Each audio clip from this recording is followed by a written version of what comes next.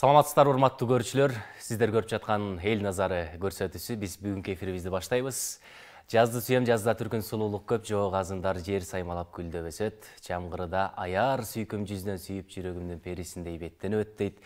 Жаз бул жан дүйнөгө жаркыта турган жакшы маанай тартуулайт. Жазды сүйбөгөн адам жок болуш керек. Өзгөчө жаз келгенде чыгармачыл инсандарда эргүү келип, илхам келип, жаңы бир жаратмандыкты, чыгармачылыкты баштайт. Адамдардын жан дүйнөсүн жаркыта турган бул күлкү болуш керек, сатира, деги эле бир жакшы маанай тартуулай турган инсандар менен бүгүн эфир кургубуз келип турат. Адам күлгөндө окумуштуулар изилдептир, жүзүнөн 15ке чукул булчуң ишке киреткен. Бүгүн дагы эгер маанайыңыз суз болуп турса, биз маанайыңызды көтөрөбүз. Эл назары көрсөтүүсү менен бирге болуңуз. Бүгүнкү конокторубуз Беш Тапандын тапан жигиттери, кыргызымдын таланттуу күлкү жаратуучулар десек жаңылышпайбыз. Таласбек, Союзбек мырзалар конокто. Саламатсыздарбы? Кош келипсиздер. Ассаламу алейкум. Алейкум ассалам. Жакшысыздарбы? Ассаламу алейкум. Негизи адам баласы бири-бири менен кол кармашып учурашса, бири-бирине болгон мындай сезимдер ойгонот да. Ошон үчүн мындай кол кармашып, көп көчөрө кыса кармап, силикип, ошон үчүн базардагылар аябай мындай ынтымактуу байкайсың. Ынтымактуу жакын. Өзгөчө мал базардагылар. Канча көрөсүң, канча көрөсүң. Түш деп. Бирок мен колду кысып атканымдагы дагы бир себеби бар болчу. Союзбек агабыздын бүгүн туулган күнү. Куттуктайбыз. Бар болуңуз, ден соолукта болуңуз, аман болуңуз. Бул дагы бир жакшы жашаан. Бүгүн сиздин туулган күнүңүздө эфирден жүз көрүшүп турганбыз. Бүгүн өздүк майрам. Туулган күнү деги эле кандай маанайда тосуп баштадыңыз?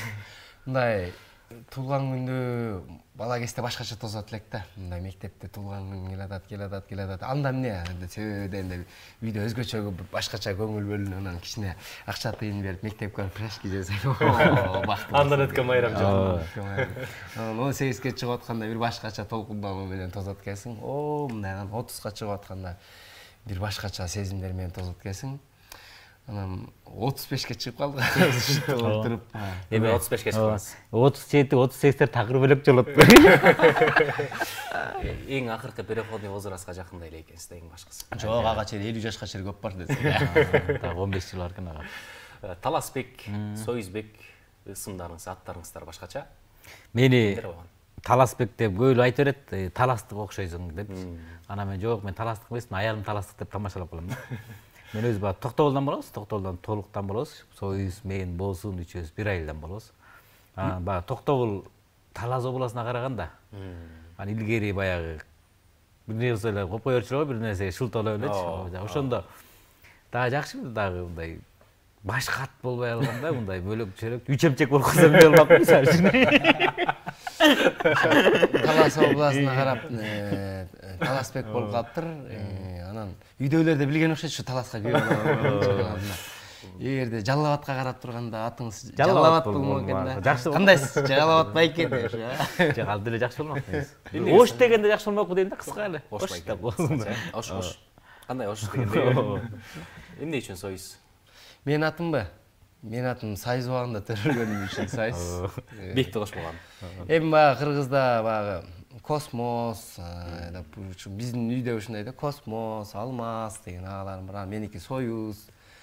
Неге Союз коюп койгонсуңар деп кийин сурасам, атамдын Союзбек деген досу болгон экен, врач. Анан ошол чогуу баягы төрөлгөндө отургандан кийин Союзбек койбойсуңбу деген экен. Анан добрыйго кыргызча. Не койбойм экен, коем мен деп туруп коюп койгон экен.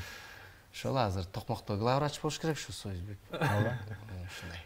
Эң сонун. Демек 35 жыл мурун коюлган ысым Союзбек. 35 жыл мурун эсинде жок деген. Эсинде жок. Эсинде десең. Балалыгыңыздар экөөңүздөр бир айылда өтүптүр да. Бир айылда өткөн, бирок наркы өз, берки өз өткөндө көздүккө. Толукта деген мында ортодо чоң акка суу бар да, наркы өз, берки өз деп кошонан. Бөлүнбөңүзчү, Талас ака. Сизден суранам деп. Кайсы кошом азыр.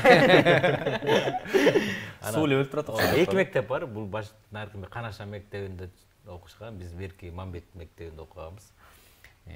Бирок бир айыл суузду ичип, бир айыл көчөлөрдүн чаңдарын чаңдатып, экөөбүз бирибизди кичинекейде көрүшүп эле жүрчү экенбиз. Себеби дегенде биз экөөбүздү жакындаткандагы менин байкем, мунун эжеси бар. Менин байкем мунун эжесин алып алып, экөөбүз куда да болуп кетебиз. Куда да турбайсыздар. Анан Бишкекте да кошуна турабыз, жаңы жерде да кошуна турабыз, ата-энелерибиз. Бишкекте өзүбүз кошуна турабыз. Кудайым аябай бириңдеп коюн. Бүгүн эфирде да чогубуз деген. Бир группадабыз, буюрса.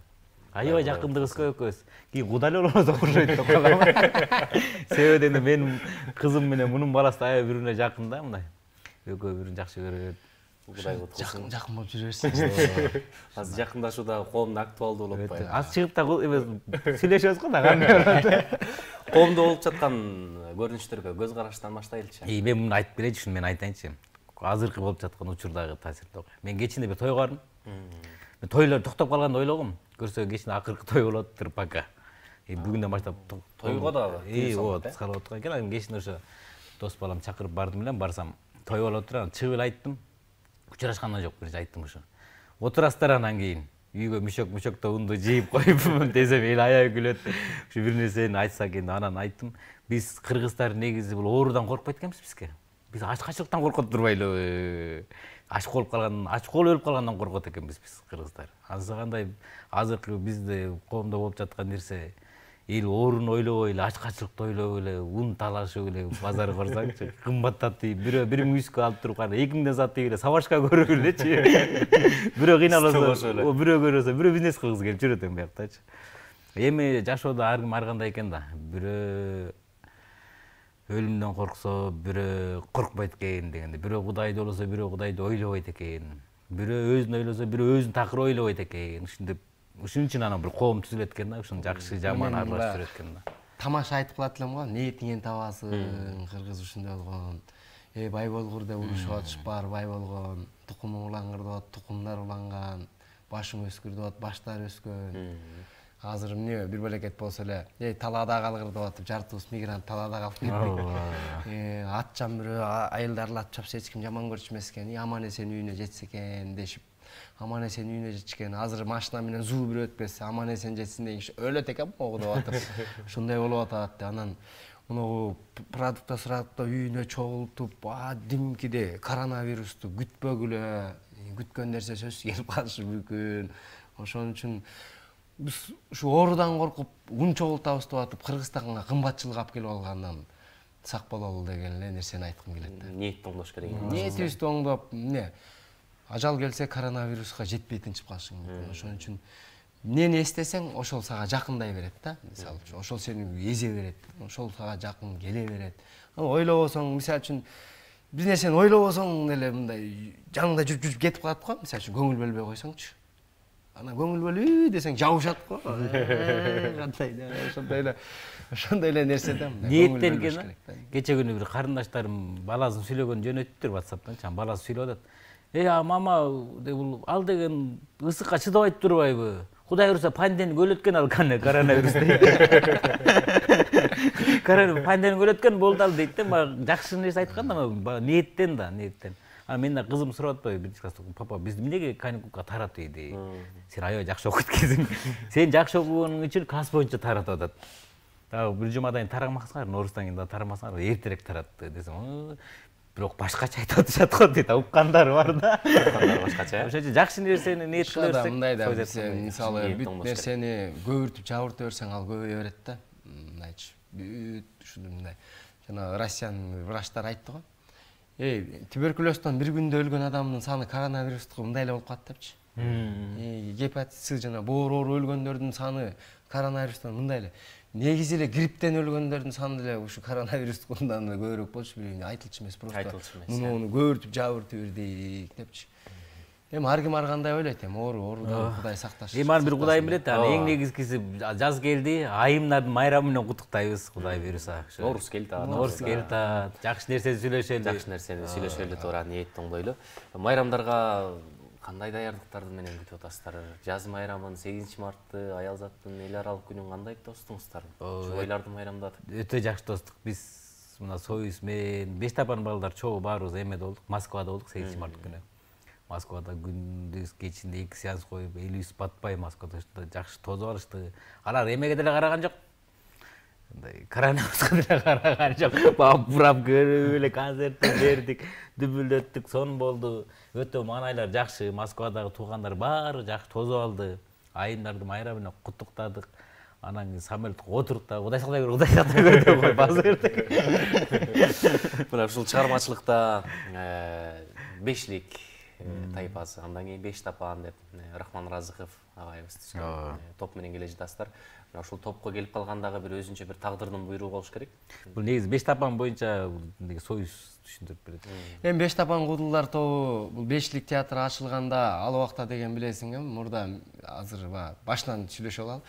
Мурда баягы мен силер телевизордон көрдүлек дейт эле, мурдагы Абдулла келерди. Анан бешликтикин видеодон көргөнбүз да, видео монитондон көргөнбүз да. Анан беш тапан чыкканда бизде болсо DVD-ден көргөн. Дисктен көрдүк, DVD-ден көрдүк дейт эле. Азыр YouTube'дан көрдүк деп калды да. Биз мен 2003-жылы баргам. Негизи беш тапан 2002-жылы, 2001 жылдары негизделген ушундай. Анан келип олтуруп, биз иштешип олтуруп, арада болуп турат да, бирөө үйлөнөт, наркы берип болот, бир кичине тыныгуу пайда болуп калат, кайра ушинтип олтуруп, анан Талас акелерге жолугуп калып бул жакта кино монтаждап жүргөн экен. Жүргүлү кудулданабыз деп атып, чогулуп кудулданып кеттик. Азыркы учурда ушу беш тапан составы чоңоюп калды, 7 бала болуп иштеп атабыз. Ал жерде баягы көпчүлүк бөлүгү баягы ойлошот да, көп экенсиңер го, мындай экенсиңер. Эми көп көрсөң көл болот деп атат кыргыздар. Көп нерседен выбор көп бол жерде деле баягы соода жакшы жүрөт дегендей анан ушундай коюп атабыз. Жакшы, Кудай кут кылсын. Баягы дүүртүңүздөр алыстан угулуп, баягы узун элдин учуна, кыска элдин кыйрына таанымал болуп калдыңыздар. Кыска деген сөз туксам ыстылар эмес. Мен айтып атам. Тиешели кону эле. Мен жөнүндө бирдеке айтам. Бул приколдоп атам. Узун элдин анан кыска деп. Андай кылып. Улукман. Сөздөн кармап калдыңыздар. Эми кудулданабыз деп чогулуп калыпсыздар, кудулданбайлы анда. Ожакта Межинде кудулданып баштасак, Таласбек баштаңыз сөзүңүз. Мен эми жаз майрамынын алгачкы болуп баягы күндөрү да бул эми баягы жазда келип айлыңа кыз үйлөрүп дейт го. Анысы кандай? Негизи эле бул ааламды Алла Таала башкарса, ал эми бул ааламга көрүп берген, жарык берген, нур берген, жашоо берген бул аяз аты дейт да. Анан аяз ат жөнүндө сүйлөсөк болбойт, негизги элечи. Буларга жакшы нерсе айткым келет. Аялдычы кызыксызды. Эркектер аялдан башка нерсе сүйлөй алабызбы? Сүйлөп атат азыр көчү. Аялды ундук калган бүт бөлөк нерсе жөнүндө сүйлөшүп. Болот экен да мындай сөз ушундай бир тамаша. Эркек кишинин мээсин окумуштар изилдеп чыгыптыр. Изилдеп чыккан экен, башты 95% аял зат жөнүндө ойлонот экен да, эркектер. Эркектин мээси муну кыстыгара, вай деп ушинтип ойлонот экен. Аял кишинин мээсин изилдеген экен, алардын мээси 95% дүйнө жөнүндө ойлонот экен. Тиги шубасын карасаң, тиги алтынын карасаң, тиги айфон көтөрүп отур деп ушундай экен да. Мен бул сөздү баштаган нерсе мунун бир нерсе айтып калайын деп атам да. Анан аял жөнүндө кенен сүйлөй бериңиз. Окумушта изилдеп койгон. Ушун артында бир нерсе бар да, бир кичине болсо да бир нерсе айтып калайын деген себеп бар да. Себеби көйгөй бир маселе бар да мунун артында. Баягы аяз атын эмнеге мынчалык сулуу кылып жараткансың десечи, себеби эркектер аялдарды сүйүш үчүн аяз атын сулуу кылып жараттыр да. Аяз ат сулуу болгондо эркектер сүйбөй коймок эмес да. Анда эмнеге кадаланып? Анда эмнеге ана аялдын акылын эркектикинен азыраак кылып жараткансың десе, аялдар эркектерди сүйүш үчүн аялдын акылын азыраак кылып жараттыр да. Себеби акылы нормальный бир аял эркектерди сүйбөйт экен да, чындап. Көзүнө ужас көрүнүп эле, бир башкача көрүнөт экен да. Биз ушунчалык сүйүүгө татымсыз жан экенбиз. Анан акылы аз эркектер бири-бирин сүйүп калат экен да. Эркектер бири-бирин сүйүп калат экен. Анан акылы көйүп кеткен аялдар дагы бири-бирин сүйүп калат экен аялдарчы. Жана площадталар ушуну айтайын деп атпайм. Жанагы площадка чыгып атпайбы? Биздин Кыргыздын эмесин булгап, атын булгап, негизинен арнамызын булгап, биз төрөбүз, нан жаппайбыз деп. Алар төрөбүз эле биз аларды ким кыйнады болуп мен ошого таңдалып да сен төрөсүң, сурушта төрө деп ким кыйнады? Аларды төрөттүң деле келбейт го дегендечи. Муну айтат элем, муну айтып калайын деген себебим ошондойлор чыкпай эле койсо, ар ким өзүнүн эмесин билсе, анан ошолорду колдогондорду дагы мен жек көрөм да, ошол колдоп чыгып, мынтел деген. Негизгиси билбейм, башка жактын бул үрп салт адаты да, анан Кыргызстанга келип киргизип, бул жерде көп эркектерчи көп эркектердин, көп аялдардын бир эмесин буруп койгондой жактар болот экен да. Муну менен өтө бурак. Аң сезими да буруп коет экен. Муну аялдарга жакшы нерсени куттуктап келдим. Аягын ушуну айтып коеюн деп аткам да, ушундан Кудай сактасын. И так башкалар эле жетиштүү болуп атат азырчы. Алар чыгып наркы берке болот ба, анан биздикилер да көбүрүп жабырып, тартып, анан киргизип, ызычу. Негизи аларга көңүл бөлбөй эле койсоң жоголуп кетет. Любой нерсе мындай. Көңүл бөлбөй коюш керек да. Сөз да кылбай коюш керек. Акмактар. Анан биз бир куплет ошого мындай бир ыр чыгарып койгом, өзүмчө рэп кылыпчы, өзүмчө мындай. Эркек эмес, кыз эмес, көгүчтөр да көбөйдү, жылдан жылга саны көп, алар эмне төрөйбү депчи. Демек бир коркунуч бар экен, бул коронавирустан дагы чоң коркунуч. Жаман вирустар. Бул аялдардын акылы өтө өсүп кетсе дагы зыян этет экен, эркектердин акылы кемип кетсе дагы зыян этет экен. Баары. Ушул вирустан биз ун алыш керек окшойт анда. Мун ун деле забет жардам бере албай калат го. Ун жардам бере албайт. Аларга ун бербей коюш. Ошондо токтойт. Анан эме дейт да, азыр бит эле баягы Кыргызстанда эмнегедир ушунчалык генийлер жашагандай сезиле берет да. Карап көрсөң, дин жаартынан сүйлөсө баардыгы алым болуп сүйлөсө, эми баарыбыз дейинчи, өзүнчө таза болуп туруп берет. Экономикадан сүйлөсө баарыбыз экономистпиз. Анан бүт нерсеге, баардык нерседен бүт акылыбыз жетет да. Ушундай акылыбыз жетип туруп анан бүгүнкү күнгө чейин ушундай жашап атканыбызга кээде таң каласың да. Адамдар бузулуп кетти деп баарыбыз сүйлөйт экен да, анан мен да бузулуп кеттим деген киши жок экен. Өзүңдү көрө албайсың, Өзүңдү көрө албайсың. Мен да бузулуп кеттим деген киши. Анан ойлонуп каласың да, ким бузулуп кетип болду экен деп. Ар ким өз жөнүндө жакшы болот. Азыркы сөзүң туура да. Биз өзүбүздү көрбөй калдык азырчы. Күзгүдөн деле көрбөй калдык өзүбүздүчү. Биз бирөөнү эле көрүп калдык азырчы. Бирөөнү эле көрүп, эч баш өзүбүздү көрбөй эле, бирөөнү эле көрүп эле, ошонун кемчилигин айтып, жакшы жагын да көп айтпай калдык, ушу кемчилигин айтып эле. Сени ким айтат билбейбиз, бизди эч ким айтпайт. Өзгөчө азыр аламдашуу доорунда соц тармактарды кызуу колдонобуз, анан ошол жакта дагы бир сүрөт киргизейин десең да, бир акылдуу сөз кошуп киргизгиң келип эле ушундай болуп калды. Бул эмненин талабы, заман талабы? Жашоо бул. Өзүнчө эле керемет деп жазып коет го. Жок, азыр мындай болуп калды да, соц тармактап калбадым. Мисалы үчүн WhatsApp'тан же болбосо Instagram'дан бирөөлөргө байланышаардан мурда алардын статусун караш керек. Неге мынча жашоот татал деген мондай сүрөт коюп койсо, ага тийишпей. Ал уже кайгырып аткан кез болот. Кудайым жаратканыңа шүгүр деген менен коркпой баарлашсаң кандай жакшысыңбы депчи. Биз статусубузга карап мындай мамиле кылып калдык. Маанайыбызды билип калдык да мындай. Анан да адамдарды айырмалап калып турбуз, подписчигине карапчы. Подписчиги көп болсо башкача саламдашат экен эле. Ассалам алейкум. Подписчиги аз болсо, жок, бул эме дейле да.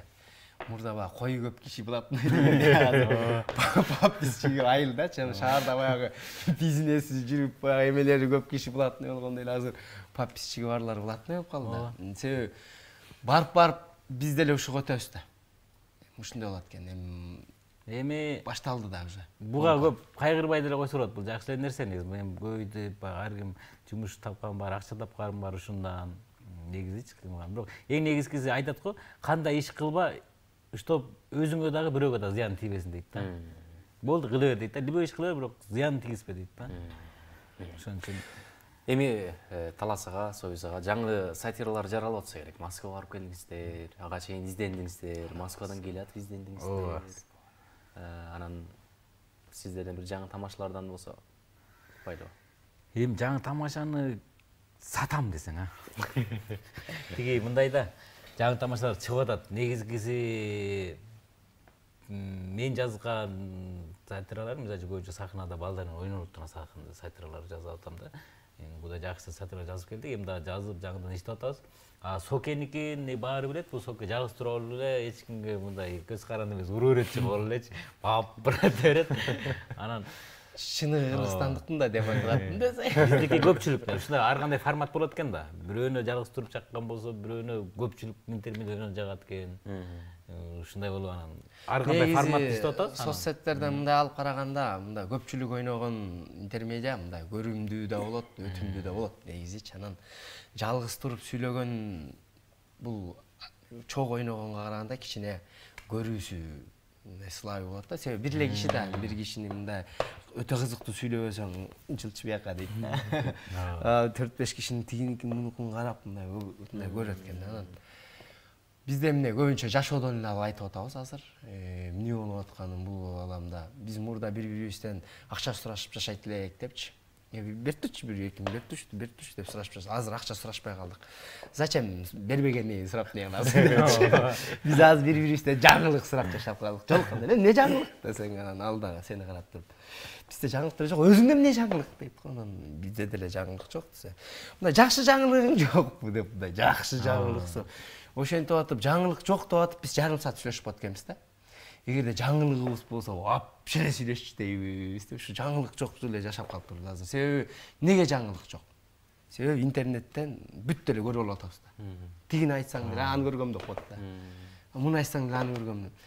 Машина алдым дейин десең, аны да жанталашып киргизип койгон болосуң да. Мына базарда машина алдым дедим баары билген болот да. Ошон үчүн бизде азыр жаңылыгыбыз жок, ушунча сүйлөшүп атабыз. Бирөө сурайт, жашоонун жакшы болуп баратканын эмнеден байкайсыз дейт. Мен айттым, бирибизге маяк берип калган, маяк бербей калганда эмне байкайм, жашообуз жакшы болот дечи. Туура. Бизге маяк берген жок кал. Маяк бергенди айтасыз да бирден. Биз чалбайбыз да. Биз WhatsApp аркылуу сүйлөшүп калбадыкпы. Тиге чалып коюңуз, WhatsApp өчүп экен дейт. Телефонуна чалбайсың десе. Чалгыз келбейт. Чалгыз келбей. WhatsApp өчүп койгондон телефону деле өчүп дейт.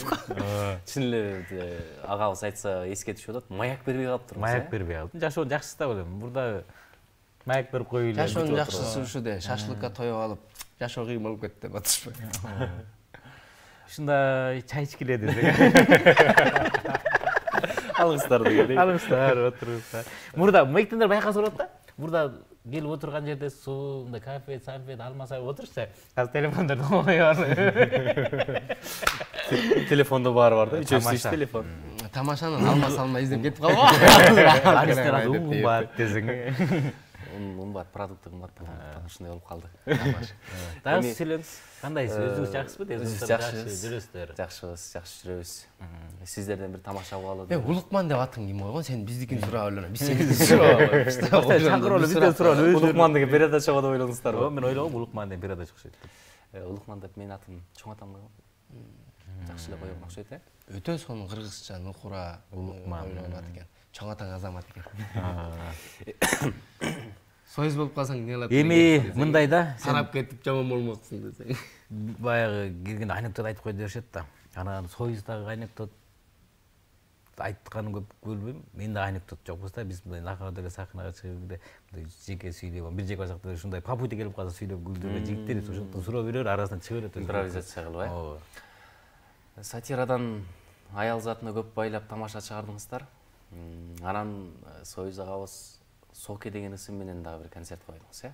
Ооба. Сокеден сонун концерт деп койдук. Жүрөчү калды эле. Мен бул сапар негизи эле мен жашоодо мындай аял затын мурдакылар мындай кандай тамашаласа мен алардан өзгөчөрөөк башкачараак тамашаладым. Апаларды генерал кылдым. Аталарга апа качагар кылып койдум истедепчи.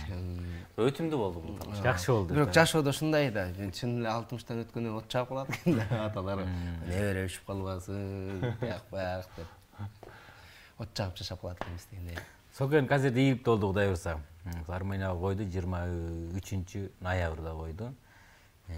Саат 6:30 деп эле саат номер айтып берсең. Өтө жакшы болду негизи. Негизи эми Сокенин өзүнүн деңгээлине, элдин кабыл алуусу болуп турган учур момент ошого жараша Сокенин концерти жакшы деңгээлде өттү. Биз да бардык, ошондо катыштык. Абдулдакилер келишти, Рахман ага келди.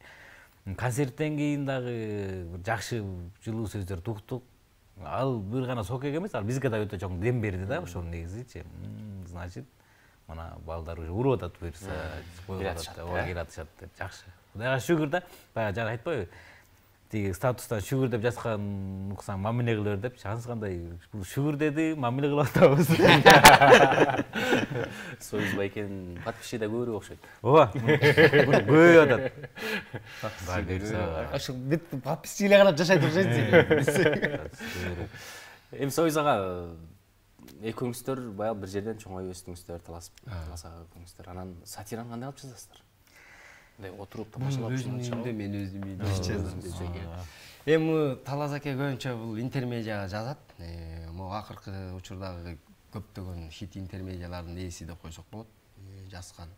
мисалы кечирип койсо тергөөчүлөр жөнүндө мындай жаңыча бир сатиранын агымы да, бул бир ыр менен эметилген. Анын акыркы хити Гүлжигит акенин концертинде жазылды. Гүлжигит акенин эмеси боюнча, ырлар боюнча. Аны элдин баары көрүп атышат. Ошо көрүшүп деп атат.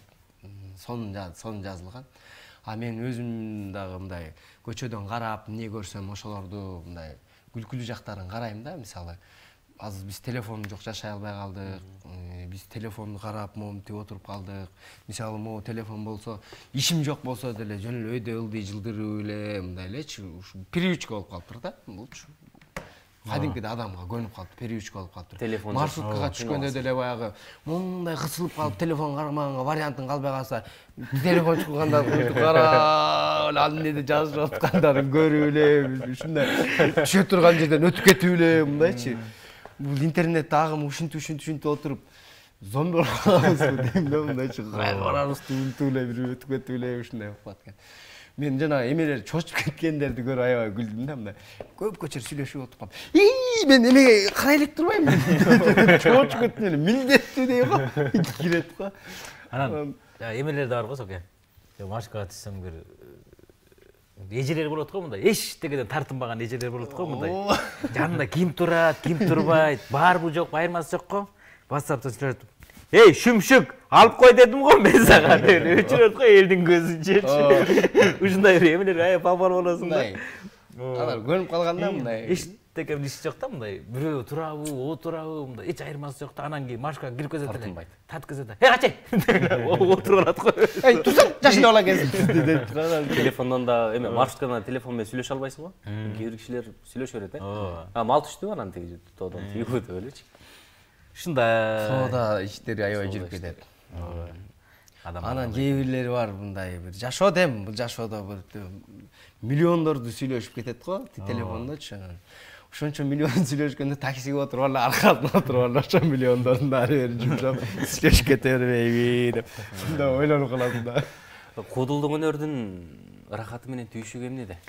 Мунун кудулдук өнөрдүн рахаты сен жасаган нерсени эл жакшы кабыл алып кол чаап турса рахат ошол жерде да. Сен айтып, "Молодец, өтө жакшы экен" деп чын дилинде мындай эле эмес, молодец деген эмес, мындай. Чын дилинен ыраазы болуп, кол чаабып, анан ошол сен жасаган нерсең менен сый-урмат көрүп, ошо менен оокат кылып жашап турганың ушу бакыт да, ошол да өзүң кылган жумушуң. Кыйынчылыгы көп. Мындай кыйынчылык көп эми муну. Кыйынчылык бир эле себеп менен айтканда, айткан нерселериң элге өтпөй койсо, мындан өткөн азап жок. Товарды картошкалар ушунчалык баягы эме соодагер, мисалы үчүн бул жашоо бүт эле ушу соодада. Мисалы биз ушундай сөзүбүздү мындайча айтканда, кечээ мен бир эмеден китеп алып атпайм, китеп алып отурасыз акыл сатып, оокат кылып десем, китептерин карап анан күлүр дем, китептин баары акыл дем, акылдуулар жазган, ошол жактан окуйсуң, анан сондай. Биз ушу күлкү сатып жүрөбүз ушу. Башкалар ыр сатат экен, бирөө ун сатат экен дегендей. Бештапандын башка жигиттеринин да кылык жоругу, мүнөзү, анан өздөрүнүн стилдери бар. Мисалы Болсунбек байкеники өзүнчө, сиздердики өзүнчө. Бир чогуу отуруп сүйлөшүп отуруп эле ошондон бир сатира чыгып кетип болуш керек. Анан ар биринин образына жараша бөлүп коесуңар, э? Отуруп мындай сүйлөшүп отуруп бир идея айтып калат. Анан анысы тигиндей кылат, мындай кылып чоюп отуруп бир сатира чыгып калат анын ичинен. Анан сахнага чыккандан кийин баягы сүйлөшкөн сатира такыр бөлөк чогулуп калат. Аяктан ойногондочу, себеби аяктан элдин кабыл алуусу менен күлкүсү менен кошо, муну алып коюш керек экен, тигини кошуп коюш керек экен деп баягы сатира бөлөк сатира болуп калат да. Ушундай импровизация болуп кетет да, бөлөк чогулуп калат. Мисалы үчүн 5 мүнөттүк сатира даярдайсың, бирок сахнага чыгып ойноп отуруп, бир 10 күндөн кийин карасаң, ошо сатираң бир 15 мүнөттүк болуп калат да. Чоо эле өтө кийинеп отуруп, 15 мүнөттүк кылып чыга аласың башына кээ бир сатиралардычы. Чыгып алып, аягына кона албай, аэропорт таппайчы, каерден конорун билбей ушинтип отуруп, акырына карасаң бир сонун сатира болуп, 4-5 мүнөт болуп калышы мүмкүн. Ушинтип. Ар кандай да, эмеге жараша. Кырдаалга жараша. Телефон тууралуу дагы бир алып чыккан сатираңыз бар эле сиздин. Ошону укпайлыбы? Айымдар телефонго окшош турганбы? Телефон жөнүндө көп да жүздөй дей берсең. Жанатан бери телефон жөнүндө көп сөз кылып калдым. Мен телефонду баягы эми бул ар бир нерсени айтат го. Ар бир нерсени айтканда аягында сөзүп бир жакшы нерсе болсун. тарбиялык нерсеси болсун жок дегенде ошону бир нерсе эл угуп дейт турган нерсе болсун дейт. Анан телефонду аял затын окшоштургам да айымдаргачы. Баягы 60 жаштан өтүп калган апаларды баягы биринчи чыккан кирпич деген телефон бар эле го.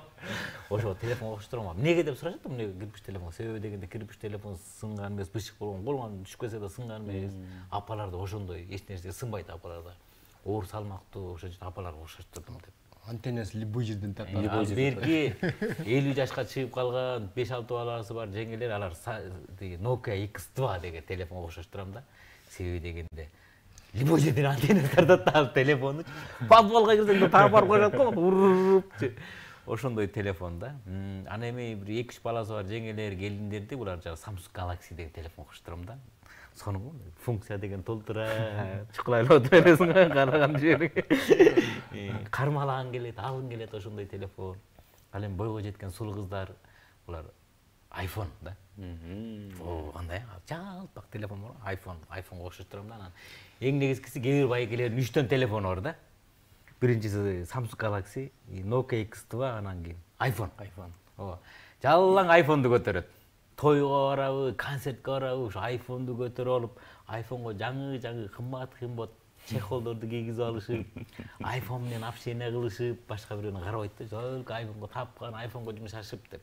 А кээ бир байкелер бар, 3төн 4төн телефону бар, бирок бардыгына бирдей карайт да. Кимиси чырылдаса акча салып коёт, экинчиси чехол жок болсо чехол алып берип коёт. Тең карайт, бардыгына бирдей карайт да.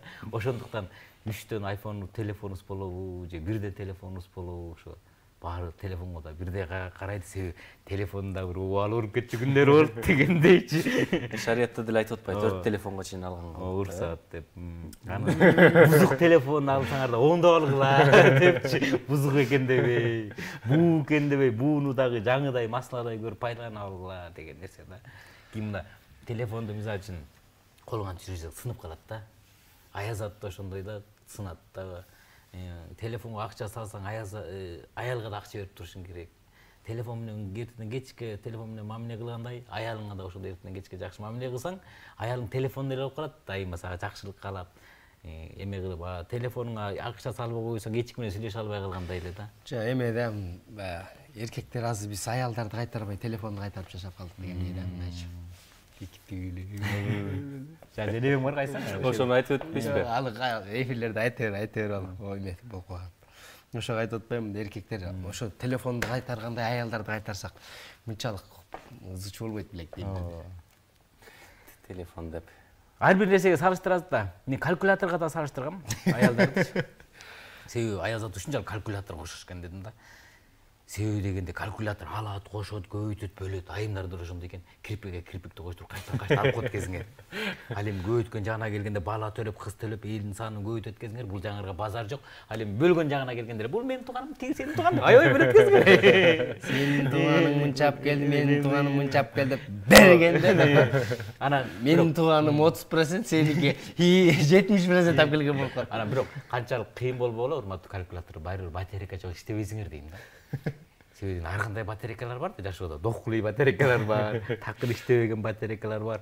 Баланчанын калькулятору 30 000 сомго шуу алып, 5 000 сомго сапожка алып, эсептеп туруп барабарды басканда байкуш батарейканын оозуна кара суу келип, көзү тетир айланып нөлдү көрсөтүп калган батарейкалар бар. Эй, байкелер десем, деп коолчан жыргап калышат. Айымдар тууралуу кеп кылдык эми, мырзалар тууралуу кеп кылбайбыз. Мырзалар енді көп айтат. Ар бир возрастка бөлүп жүрөсүз мырзаларды. Мырзалар эми биз баягы табиятыбыз бир башкача жаралганбыз да. Себеби өз негизибиз табиятыбыздан мындай умутчакпыз да. Биздин умутчак экенибизди жашоодон эле байкаса болот. Мисалы, аялың менен кетип атып эле көчөдөн бирөөнү көрүп калсаң, жаныңдагы аялың унутуп калат.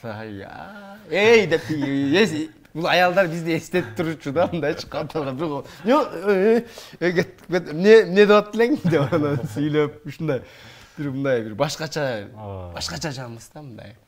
Аны аялдар деле билет. Бирок мындай көчөдө деле карасаң, мындай караганда кече бир брат айтып атты, күлдүм да, эбачы. Көчөдө деле карасаңар дейт. Эркектер аялдарды карайт дейт. Аялдар эркектерди карайт дейт. Дедилер, мен айттым, конечно, биз бири-бирибизди караганга жаралганбыз да, дейт. Остановкада турганда дейт, кыска юбка кийип келген кыз келгенде дейт. ошекте турган кыздардын бардыгы сени карайт дейт. Эмоциясы кандай экен деп дейт. Сен аны карап эле муну карай берсең ошондо ушундай болот да, ушундай. Тиги. Анан эркек мындай шайдот, шайыр жүргүсү келет экен да. Деп көчөгө чыкканда эле шайыр болуп калгандан кийин жана эми үйгө жакындаган сайын эле эле баягы эме болгондон кийин үйгө кирип келип эле эки жакты карап эле аркыракка алып койгон. Ошондо да ушу телефондун жарыңда келип ушундай жашайт экенбиз. Эркек эркин жүргөнү жакшы көрөт экен. Ошон үчүн жакшы аял жакшы эркекти хан кылат деген ошо экен да. Жакшы аял мындай эркектин көп нерселерине көз жумуп коет экен да. Көз жумуп койгондон кийин карасаң мында аялы жакшы эркектерчи мен аялды башкарып алдым деп булатын өлөрт калпырачы. Аялына мен де башкарыш керек, мен де башкарыш керек. Ага жакшы аял түшүп келип калганда шүгүр кылыш керек да. Кудай шүгүр. Ушундай жакшы аял берип койгонго мен башкарып алдым. Аялды жизнь башкара албайсың эгерде аял опасный бул. Коркуп. Эркекти жинди кылып отургандай аял, эркекти акылдуу кылып отургандай аял да. Бир Мишка деген досум айтат да, тиш доктор бар го, көп жарда.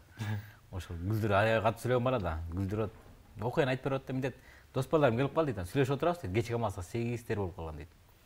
Анын бир маалда аял чалып калды дейт. Чалып калган. Азыр 20 мүнөттө чыгам дейт. 20 мүнөттөн барам деп айттыр да. Отурду саат 11 болуп калды дейт. Кайра чал дейт. Мына азыр 20 мүнөттөн кайра чыгам дейт. Ошондо дагы отур. Кара саат 3-4 болуп калды дейт. Наркы сутка өтүп кетти дейт да, уже наркы күнгөчү. Аны аял чалып калды. Мынтип караса аял чалып атты да, жанында дос айтып коет дейт. 20 мүнөттөн чамды айтып койчу депчи. Азыр кандай эме ушундай жаралып берет да, эми аял затына байланышкан нерсе да булар эркектердин. Эми эркек күчтүү болуш керек. Эркек күчтүү болгондо баардык нерсени жасай алат да. Азыр биз чото мындай акыркы учурларда мындай алсыз болуп кеттик окшойт депчи ба. Мурда апалар балдарын арстаным, жолборусум, эл багарым деп эркелетип ошондой таасирленген да, мындай жолборс сыяктуу, арстан сыяктуу, мындай эл баккысы келип, мындай кудуңдаганда азгантип эркелетет. Күчүгүм эле деп атып эле күчүк болуп калдык да баарыбыз. Козу дейт го. Козум дейт, теке деп мындайчы. Мындай кочкорум, корозум деп майда нерселерге салыштырып, биз майдаланып кеттик окшойт депчи мындай. Ошондой балдарга да мындай бергенде сен акылдуусуң, сен мындайсың деш керек экен да. Япондор, немистер башка тарбиялайт. Көкме дейт го биздечи. Кичинекейинде элечи. Мен дагы айтып калдым, 1-2 жолу айтып калдым сагынадан. Кичинекейинде эле биз балдар тура эмес тарбиялайт экенбиз депчи. Садикте жүргөндө, мектепте алипе майрамдарда эле коёндун, түлкүнүн кийимдерин кийгизип элечи, мурда ушундай эле да. Түлкүнүн кийимдерин кийгизип эле, маскаларын кийгизип эле, карышкыр болуп эмелечи алипе майрамдарда. Анан ошо карышкырдын кийинген эме кийин карышкыр болуп кетип атат, баарын жеп эле. Түлкү болгондор түлкү болуп кетип атат, алдап баарын. Ушул сыяктуу болуп. Коёндун кийингенде коркуп качып кетип атат. Эл жүрбүз эле деген бойдон уруп кетип атат. Жескемпирлер болуп кетип атып коебуз. Ушундай болуп кетип атат да. Эки сонун. Жакшы сөз болду. Биз бир нерсе айтып коеюн. Баягы эң негизги адамга күлкү, жылмаюу дейт экен да. Бул күлкү, күлүп жүргөн адам эч убакта оорубайт экен да. Анан сахар ооруусу менен оорубайт экен, анан давление оорубайт экен. Күлүп жүргөн адамчы. Анан күлкүнүн ар кандай түрү болот экен да.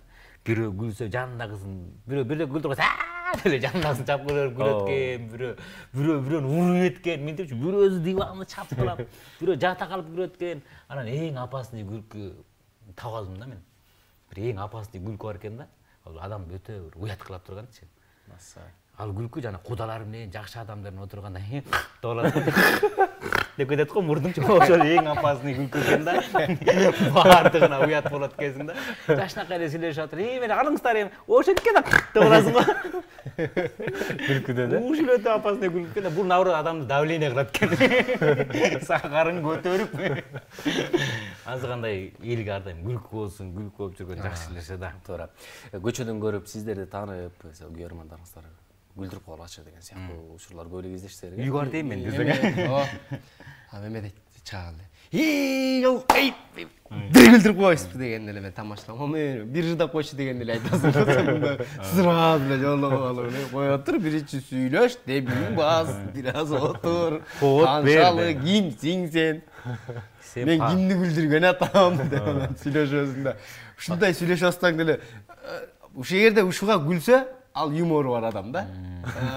Деп ошо анан аны күлдүрсө болот. Анан ушуга деле мен мына мен күлдүрүп коюшту эле. Кайра келе берет го. Аны күлдүрүш кыйын. Кыйын деңиз. Адамды күлдүрүш оңойбу же ыйлатыш оңойбу? Билбейм. Ыйлатыш оңойго дейм. Ыйлатыш Оңой го. Эртең өретке турбайсыңбы уктум десең ыйлайт да. Эң эле эмесичи. Ушуну болгон турбайсың сен, жаман турбайсың десең ыйлайт. Анан күлдүрүш кыйын да. Күлдүрүш кыйын. Мына ушундай түйшүктүү, ары ырахаттуу, аны менен катар бул өнөрдүн артынан кесип катары кабыл алган чоң бир улуу жолду улап келатасыздар. Кыргызстанда өзү кыргыздарда саналуу болуш керек. Мисалы ырчылар көп, манасчылар көп, төкмө акындар, жазма акындар көп, бирок сатириктер, күлкү жаратуучулар, именно күлкү жаратуучу сатириктер аз почти жок десе болуп калды. Азыр мисалы үчүн бизге буга чейин Рахман агай жазып келген болсо, азыр мына Талас эке жазып келатат. Бул деле жаңы үйрөнчүк да. Баарына жазып жетиштире албайт ба, эмелерди идея керек экенсиң. А мен го өзүм баягы өзүм жаным өзүмө эстеп багып атам дегенде бир баракеттер таап бир нерсе кылып айтып мындай эме кылып атам. Анан мындай жазып берген адамдар жок эсе. Анан алар кээде сатира жазып атабыз мындай тигиндей дейт. Анан эски агалар бар да, мисалы үчүн эски десе кап болуп калат, улуучу, кыргыз мындай улууну эски деп айткан го. Улуу агаларыбыз бар, биздин сатиралар бар, жазат. Мен бир экөө менен көрсөм, колхоз, совхоз жөнүндө сатиралар экен. Тура келип берет да. Азыр мисалы аны чоң апалар түшүнүшүм, алар деле унутуп калды, алар деле современный жашоого өтүп кетип, баягы кой кайтырган кечеки эле тиги загыра жеп сымала чайнаган күндү унутуп калып аткандан кийин ал завхоздун вообще эле унутулду да. Алар жөнүндө, завхоз, колхоз жөнүндө, анан чабан жөнүндө, жылкычы жөнүндө мындай окусаң, ал эл эмес, мындай биз мындай түшүнө албай калам да, мындай карап. Себеби мен завхозду көрбөй калдык да, биздин келгенде тарап кетти. Анан бригадир жөнүндө, анан жанагы раис не деп бирлекеттерде биз түшүнбөгөн терминдер менен жазылган сатиралар да.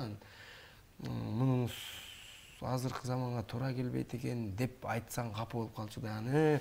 Балдар менен сүйлөшүп, Кудай буйруса, ойногонго аракет жасайбыз деп көңүлүн оорутпай чыгып кетет. Анан азыр жазган, азыркы замандын талабына ылайык тап жазган эме жок. Анан бир айылда жаздык дейт, анан барсаң ушул айылдын эле территориясы түшүнө турган тамаша да, мындай.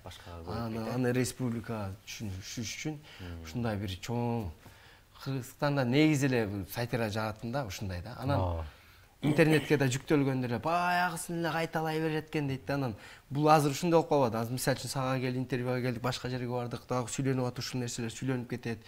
Ар кайсы концертке барасың, ар кайсы концерттен ошол эле сатираңды сүйлөйсүң да. Жазып алгандан кийин ал толук тарап бүтмөй сайын сүйлөп жүрө бересиң. Анан өзүңүн жеке концертин коердо өзүң жаңылап кой. Уят элдин баары көргөн деп анан алып келип коесуң да.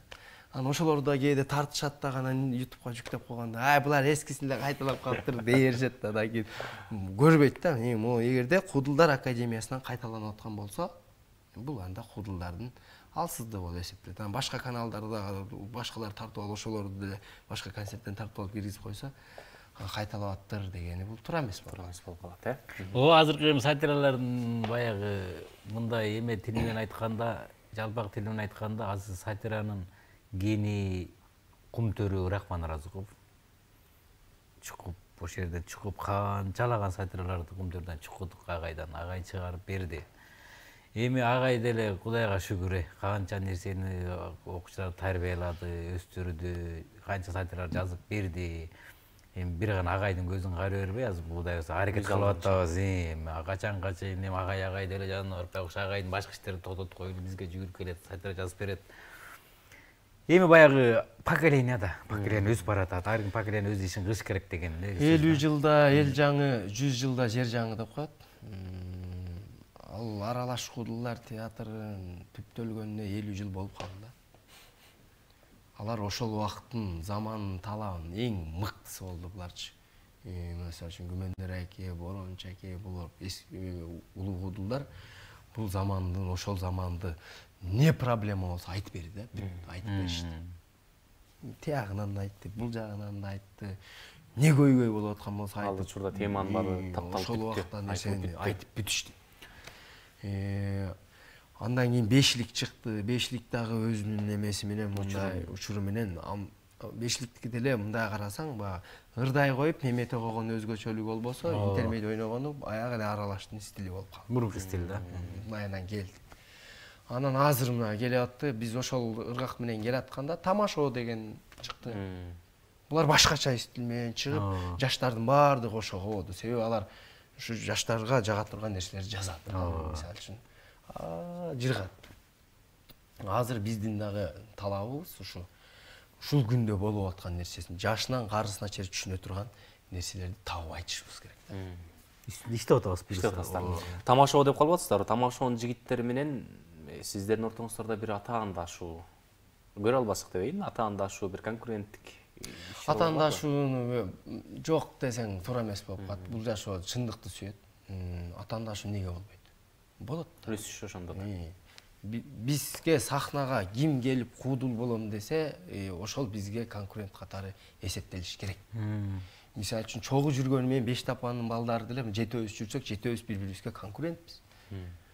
Моюнга алыш керек. Анан бизде бир жаман жерибиз конкурент десе эле көрө албайт тигини жаманда, андай эмес. Андай эмес, иштеш керек. Бул талас барат чыгып жардыбы?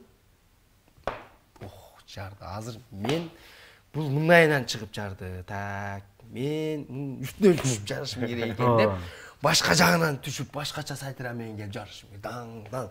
Ошондо өсүү кетет конкурент. Момын калкылдайт да. Ошондо күлкүгө күйөрмандар көбөйөт. Ырчылар деле ошондой бири-бирине конкурент. Мен тиги чикпесте көрө албай, Алмаз мындай ырдады, так мындай ошо Нурлан мындай ырдады. Мен Нурландыкына окшоштурбаган, мындайраак ырдайын. Иштейли, өзөлүү деп ушундай конкурент болуш керек. Конкурент десе эле бири-бирин жакалап эле. Күрсүп талашып албай. Рахмат сиздерге. Жакшы маек болду. Убактыбыз да соңку мүнөттөргө жакындап калган экен. Ар дайым элдин баягы маанайын ачып, жүзүн ачып, күлдүрүп, жан дүйнөсүнө жаназык тартуулап, жакшы маанай тартуулап жүрө бериңиздер. Өзгөчө татаал кесип, өзүңүздөр айткандай күлдүрүш кыйын, изденүү кыйын.